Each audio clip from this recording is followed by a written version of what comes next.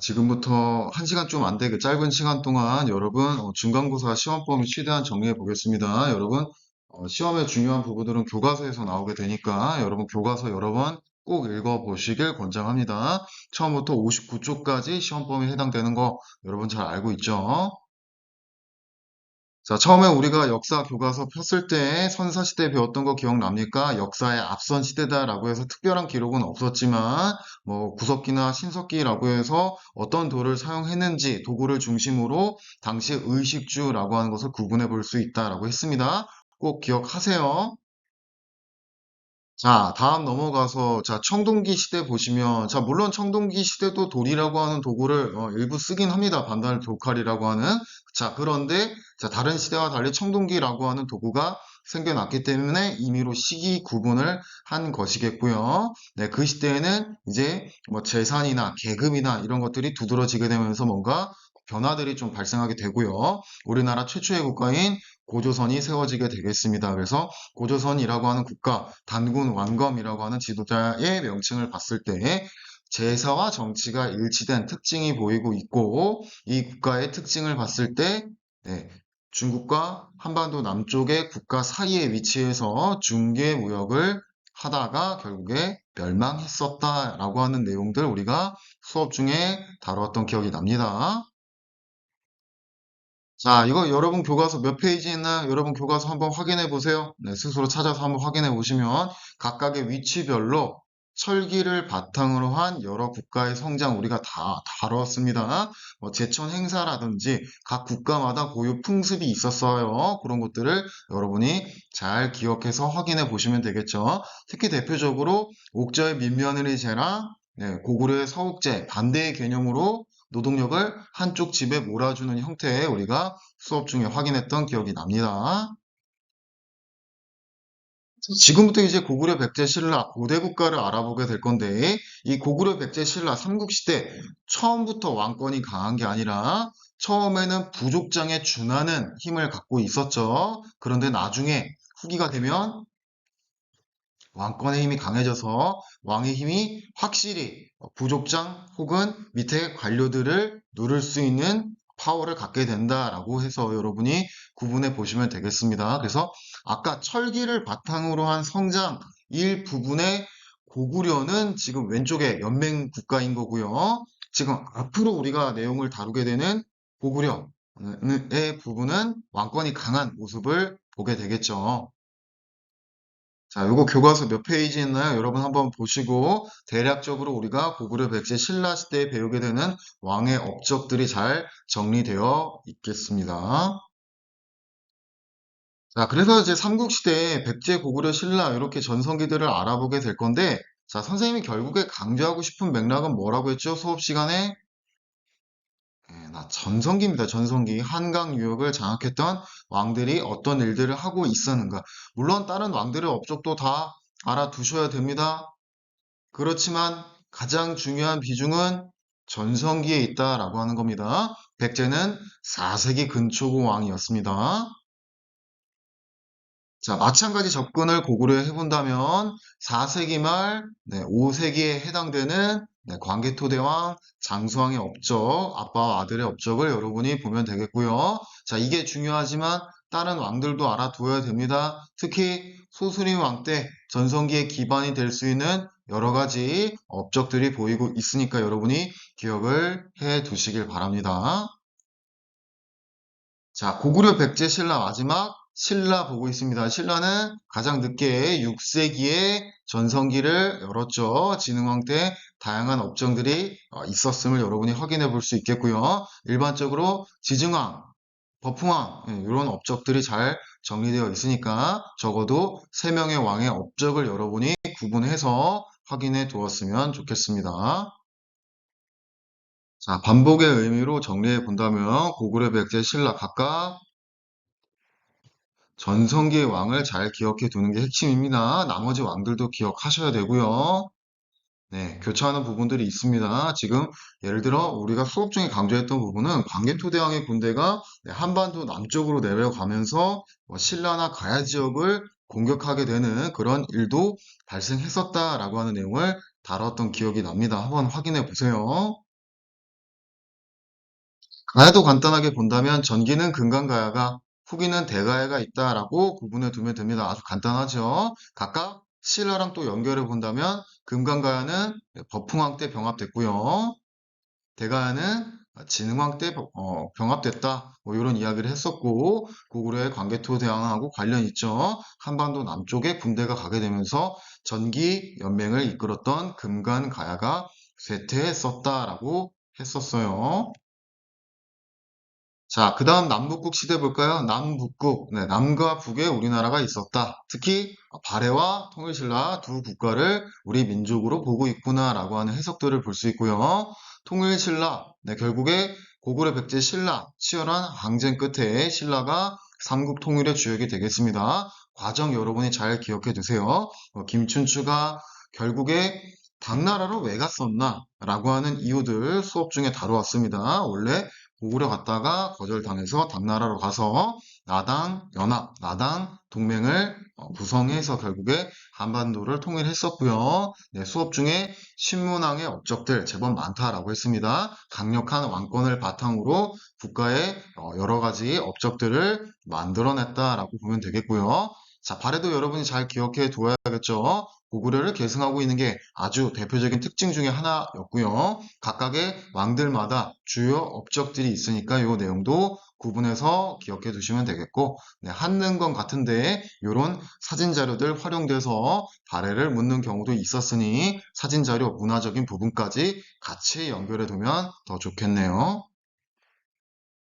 자, 다음 고려시대 전반적으로 볼 건데요. 네, 태조 왕건에 의해서 건국돼서 쭉 고려 말까지, 네, 공양왕까지 이어진다라고 보면 되겠고, 각각의 왕별로 업적들이 있겠습니다. 그래서 고려 전기에는 태조, 광종, 성종 때 업적이 중요하겠고요. 자, 우리가 1단원에서 정치사 위주로 다루다 보니까 외부 이민족의 침입들은 그렇게 많이 다뤄지진 않습니다. 2단원에 대외 교류에 일부 나와 있긴 한데 중요도는 정치사 부분에 있다라고 많이 이야기했던 기억이 나고요. 네, 어쨌거나 고려시대의 전기와 후기의 구분은 전후 구분은 바로 무신정변에 있다라고 이야기했습니다. 쉽게 이야기해서 군인들이 쿠데타를 했었다라고 여러분이 이해해 볼 수 있겠고, 네, 이 군인들, 무신들은 여러 가지 기구를 통해서 자기들의 정권을 유지했습니다. 특히 최씨 정권이 약 60여 년 동안 집권했었다라고 하는 이야기도 했던 것 같고요. 자, 고려 후기에 선생님이 강조하고 싶은 부분은 공민왕이라고 하는 부분입니다. 즉, 이 시기에 몽골 혹은 원나라 세력들이 우리나라를 간섭하게 되겠는데 그때 우리의 원래 자주적인 부분들을 되살리려고 하는 개혁들을 많이 보여줬기 때문에 중요하다라고 보면 되겠고요. 자, 고려 말에 어쨌거나 공민왕에 의해서 신진 4대부에 준하는 유학자들이 양성되게 되겠고 이들이 결국 힘을 갖게 되면서 새로운 국가인 조선 건국의 방향성으로 나아가게 된다라고 했던 거 여러분이 기억이 날 겁니다. 자, 고려 전기에 중요했던 거 한 번 더 정리해 본다면, 네, 태조, 광종, 성종의 업적들 잘 구분하자. 고려 전기의 중요한 왕들의 업적들이 두드러지고 있겠고요. 네, 중앙행정제도 여러분 잘 기억하라고 선생님이 강조했던 거 기억날까요? 여러 가지 명칭들이 있을 겁니다. 기본적으로 이성육부의 구조를 갖고 있고, 이 이성육부도 당나라를 모방해서 변형했다라고 했었고, 도병마사, 식목도감, 중추원이니 여러 기관들 각각 역할하고 잘 연결해서 기억해 보자라고 이야기했었어요. 자, 이어서 고려 후기 본다면, 네, 고려 후기에 다양한 정치 기구들 있습니다. 특히 무신 정권 기에도 그랬고요. 사실 공민왕의 개혁 정치를 많이 강조하고 싶은 부분이고 수능 모의고사에 잘 나오는데 공민왕 때도 네, 정치 기구를 만들었고 공민왕의 개혁 이전에도 네, 충머시기 들어가는 왕들이 다양한 개혁 기구를 만들어서 반원 자주적인 노력들을 보여주고 있었다라고 하는 거고요. 네, 고려 말에 새로운 세력들이 등장하면서 결국에 새로운 국가가 만들어지게 된다. 그들을 우리가 신진사대부라고 하는 표현들을 주로 쓰고 있겠습니다. 자, 또한 이성계로 비롯된 신흥무인도 조선 건국의 주요 세력이 되고 결국 왕의 자리를 이쪽에서 가져가게 되는 것이죠. 자, 다음 조선 건국으로 넘어와서 조선시대 정치 제도를 보면요. 자, 조선시대 정치 제도는 크게 두 가지로 나눠볼 수 있죠. 육조 직계제냐, 의정부 서사제냐.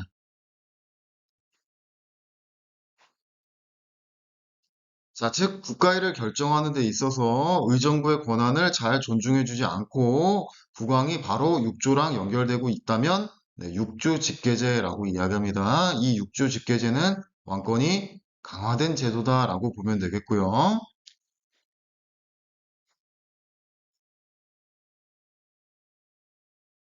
자, 이런 육조 직계제는 일반적으로 네, 태종이나 세조와 같은 왕들이 활용했던 제도다라고 보면 되겠고요. 자, 반면 의정부 서사제는요. 국왕이 의정부, 정승들, 신하들의 권력을 존중하고 있는 제도다라고 보면 됩니다. 국가일을 결정할 때 네, 의정부를 거쳐서 결정하게 됩니다.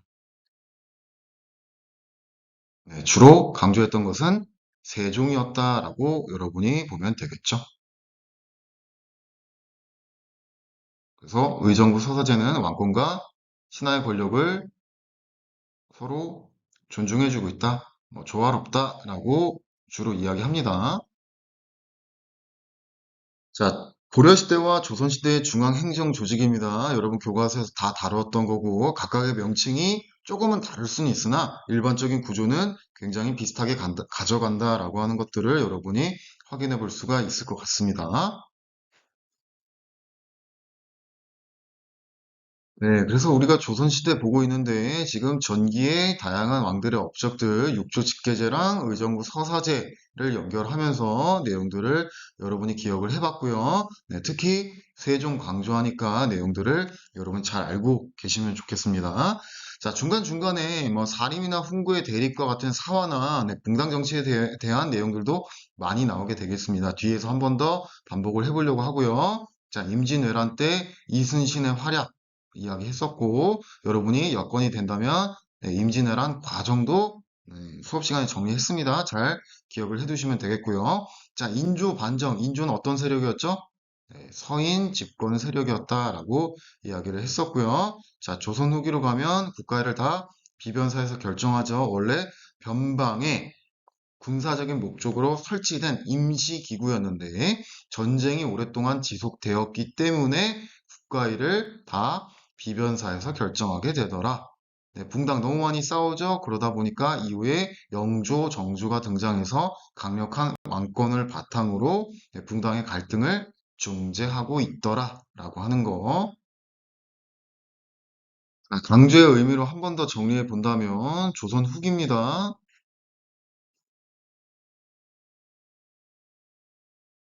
네, 조선은 실질적으로 사림이라고 하는 세력들이 국가를 주도하고 있겠고요.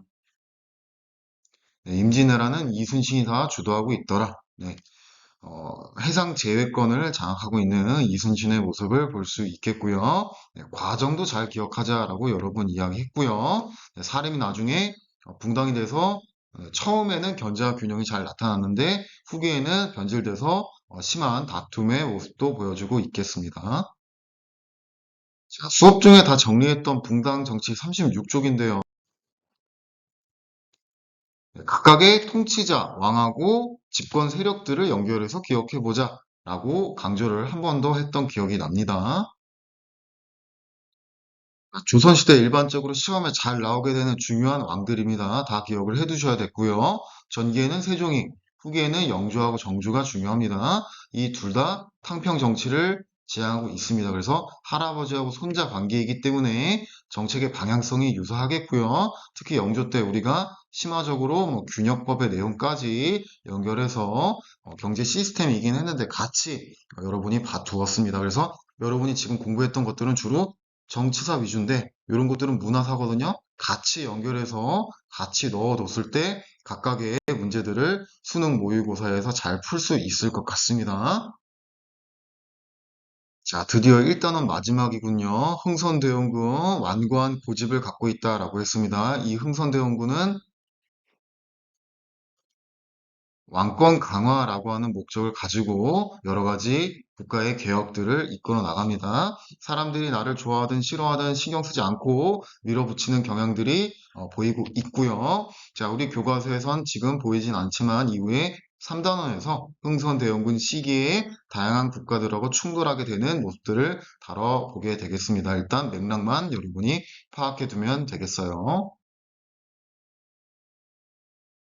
자, 이렇게 해서 1단원 정리해 봤고요. 자, 여러분 2단원에 보면 대외교류 부분에 시험이 나오긴 합니다. 그래서 이 부분들 수업 중에 핵심 위주로 정리했으니까 그 내용들 위주로 꼭 파악해 두시고, 자, 수업 중에도 강조했어요. 요 10페이지에 다루는 내용들인데 이 내용도 여러분이 읽어보시고, 자, 수행 활동 했었죠? 이거 괜히 한 거 아닙니다. 나름 의미가 있는 활동이었으니까 여러분이 수행 활동에서 뭐 했는지 한 번 더 기억해 보시고, 네, 영상도 활용해 보시면 여러분이 중간고사 준비할 때 도움이 될 겁니다. 어렵지 않을 겁니다. 자, 이렇게 해서 선생님하고 한 10여 분 동안 빠르게 중간고사 내용들을 쭉 다뤄봤었는데요. 자, 내용 하나하나를 설명하기보다 맥락과 흐름, 중요한 부분들을 반복의 의미로 좀 정리해봤던 것 같고, 지금 여러분 시간이 11시 14분입니다. 여러분이 알아서 잘 자습하면서 수업 시간들 활용하는 것으로 알고 있는데, 어쨌거나 이 영상도 여러분이 한국사 공부하는 데 도움이 되었으면 좋겠고, 여러 번 강조하지만 빠진 부분들 많거든요. 여러분 스스로 교과서 읽어보시고 문제도 풀어보는 시간들 가지셨을 때 한국사의 전체 내용들을 다 가져가실 수 있습니다. 교과서 중점으로 꼭 반복적으로 내용 확인해 보시길 바랍니다. 자, 이상으로 마치도록 하겠습니다. 여러분 또 기회 되면 영상으로 보도록 하자고요. 안녕.